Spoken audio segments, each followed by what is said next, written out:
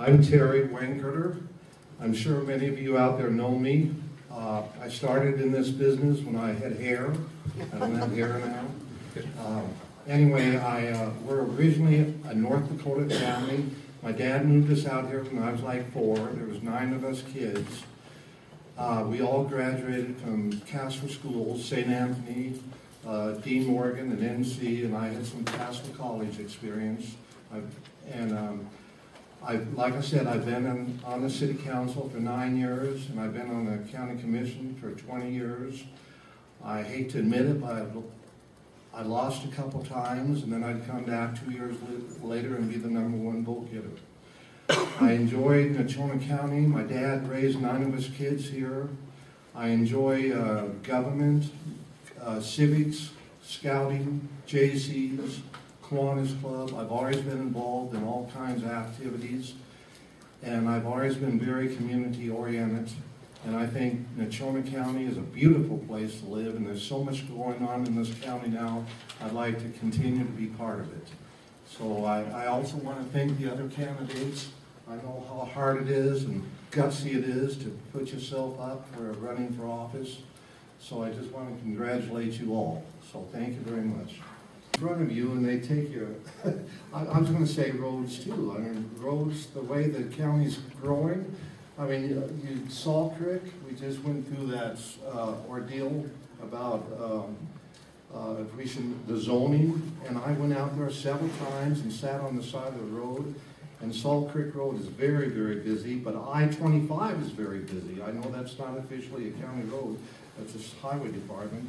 But all the roads, 2nd Street, one of the problems we have with roads this day and age, to do a mile road, it's, let's say to put aggregate gravel on a mile road is almost $60,000. It's triple what it used to be years ago. So we need to maintain our current roads, and we have to plan for and speed up the process for additional roads.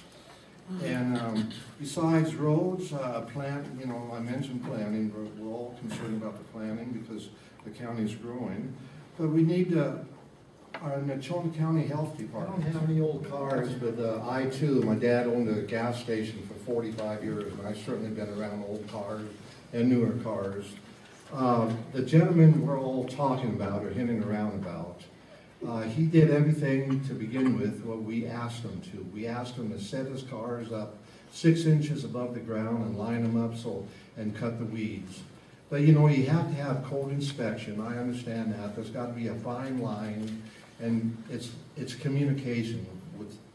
It's all about communication. I think most of the car buffs, car guys, if you just sit down with them and communicate with them, I think they'll just do everything in their power to help us out, clean up a little bit. And I know cars are a great hobby, and if we crush them all, we won't have anything to look back at and say, remember those times when I snuck in the driving in that car in the trunk? No, that's supposed to be funny, no one's laughing, but anyway. You're out of time. I'm out of time, thank God. My attendance over the years at meetings have been very good. You have a meeting, I'll be there, if it makes sense. A lot of people just want to have a meeting, a 2-hour meeting to plant a tree. Yeah. Now, that's a little ridiculous, but besides regular county commissioner meetings, you also have board meetings where you're liaisons. And I've been liaison to just about every board the city and the county has over the years. And so, and something else, you walk around town, people always stop you and they want to know about a certain question. Like Rob says, they call you all the time. And so, as far as meetings, I have the time, I enjoy talking to people, and you have to definitely be a people person to do this. Yes, I'm definitely for planning, long-range plan, but I have to admit, when this first came up, I was against it, and it was a mistake. If you're wrong, you're wrong. But the way Casper and the county's growing now, I'm definitely for it. The reason why I was against it, because I've seen several long-range plans, after we paid the money over the years, they were just shelved. Yep. And I thought, not another one. But the way we're growing now, We definitely need it, and I'm for it, and it was a mistake to be against it at the beginning. So, that's why I'm for it this time. Well, I'm just like Rob and Mike. I think our recreation is definitely the quality of life and the jewel of this county. Yes, I'm for it. I had a trailer out at the lake, and as my boys grew up, we thoroughly enjoyed boating on the lake. And yes, it's getting kind of crowded, and we're going to have to start looking at Pathfinder and developing Pathfinder. But yes, what would the summer be in Natrona County without the lake? And of course, I know you didn't mention the mountain, but the mountain too.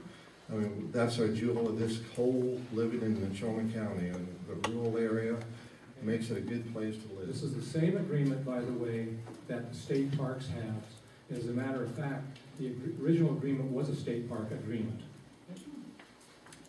Okay. Next question.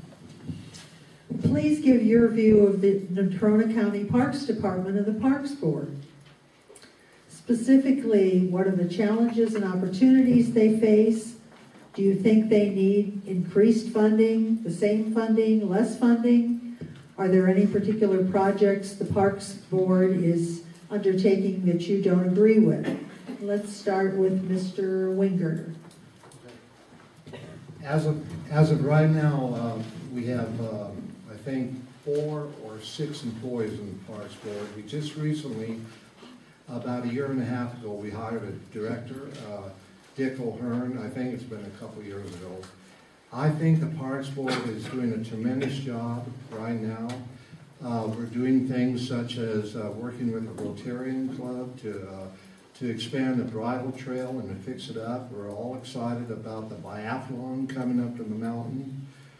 And what they did, they have subcommittees. One subcommittee is taking care of and looking at the lake, and the other subcommittee is looking at the mountain, taking care of the mountain, you know, advising the county commissioners through their parks director about the mountain. But no, I think our Parks Board is doing great.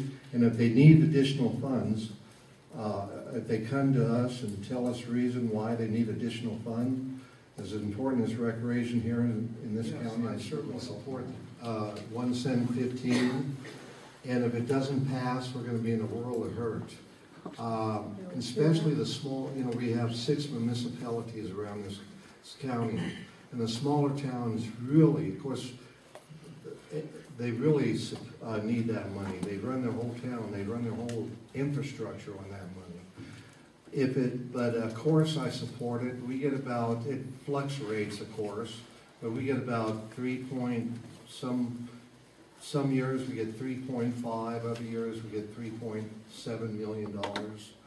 And it helps us out. We buy sheriff vehicles.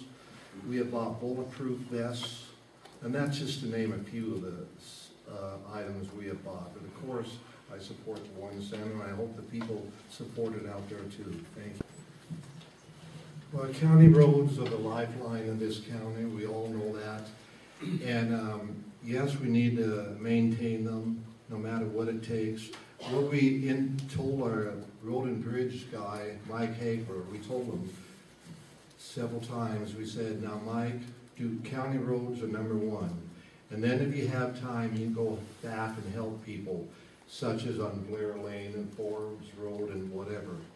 So, and if the 1 cent doesn't pass, what we're going to have to do, we're just going to have to go to the legislature, and they've been very good to us. But we're going to have to go and plead for some of that $2 billion of rainy day account that they've been sitting on, or almost $1.5 billion, not a million, excuse me. Billion. But the counties the 23 counties are part of the state of Wyoming, and what keeps them going are county roads.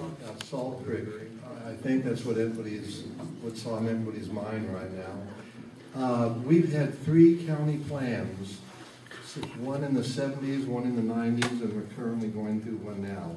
And all 3 of them said the Salt Creek area should be light industrial. And of course, you have to listen. Who isn't in favor of private property rights? Nobody up here. We're all in favor of private property rights.